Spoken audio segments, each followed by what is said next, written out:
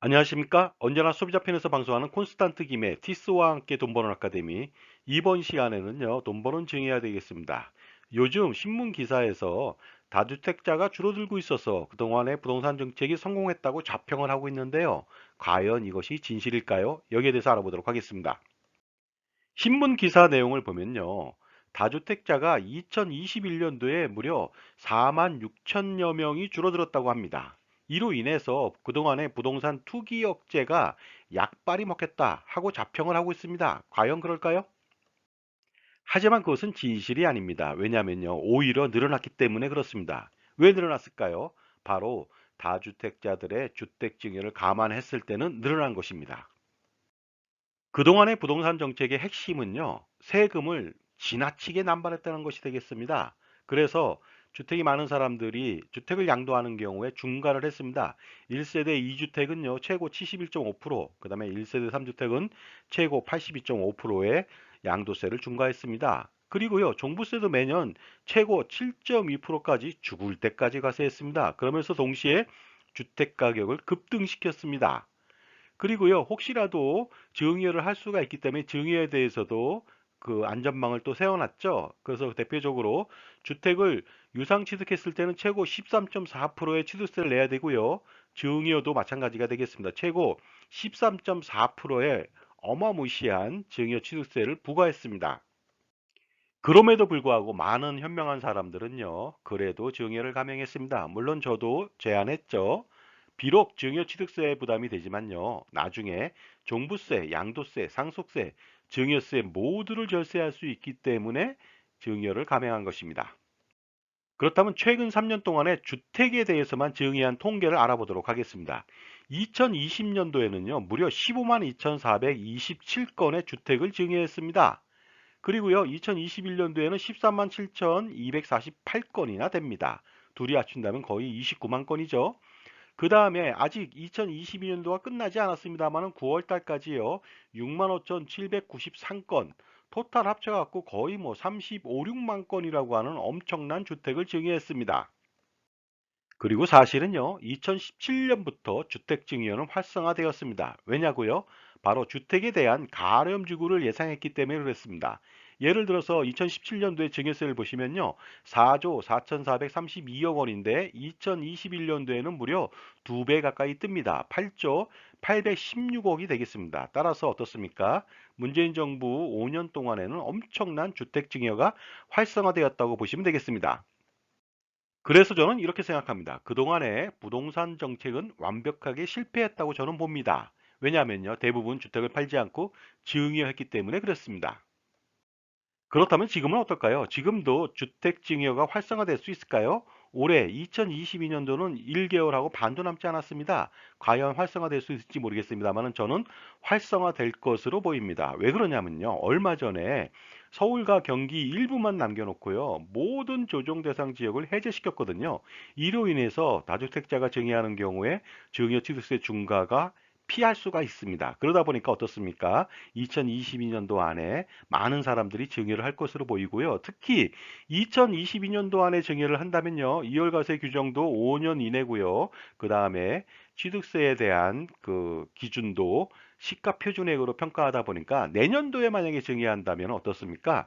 그 이월과세도 10년으로 늘어나고 그리고 취득세도 시가를 반영하다 보니까 올해보다 두세 배 더 물 수도 있습니다. 그래서 1개월 반밖에 남지 않았지만요. 바로 요 시기에 엄청난 주택 증여를 할 것으로 봅니다. 만약에 경기도 내에 주택을 증여한다고 가정해 보도록 하겠습니다. 이때 증여 취득세율은요, 4%가 되겠습니다. 기존 방식대로 한다면요, 기존 공시가격 20억 원이다. 이랬을 때 증여 취득세는 중과를 해서요, 무려 최고 2억 6,800만 원을 물어야 됩니다. 하지만 어떻습니까? 이제부터는 8천만 원이면 해결이 됩니다. 따라서 전에 비해서 1억 8,800만 원을 절감할 수 있기 때문에 증여가 쇄도할 것으로 보입니다. 특히 주택은요, 아파트를 위시해서 다가구 주택 같은 경우 증여가 활성화될 것으로 보입니다. 자, 지금까지 제 정보가 만족스러우셨다면요, 구독과 좋아요 부탁드리겠습니다. 그리고 특히 회원가입을 통해서 보다 다양한 혜택을 받아보시기 바랍니다. 계속하겠습니다. 감사합니다. 그렇다면 여기서 단독주택하고 같이 취급하는 다가구 주택의 기준을 알아보도록 하겠습니다. 세 가지가 있는데요. 첫 번째는 주택으로 쓰이는 층수가 지하층을 제외하고 3계층 이하여야 됩니다. 다만 1층 바닥 면적의 2분의 1 이상을 필로티 구조로 하여 주차장으로 사용하고 나머지 부분을 주택 외의 용도로 사용하는 경우에는 해당 층을 주택 층수에서 제외시킵니다. 그 다음에 일개동의 주택으로 쓰이는 바닥 면적 있죠. 지하 주차장 면적은 제외하고요. 바닥 면적의 합계가 660제곱미터 이하여야 됩니다.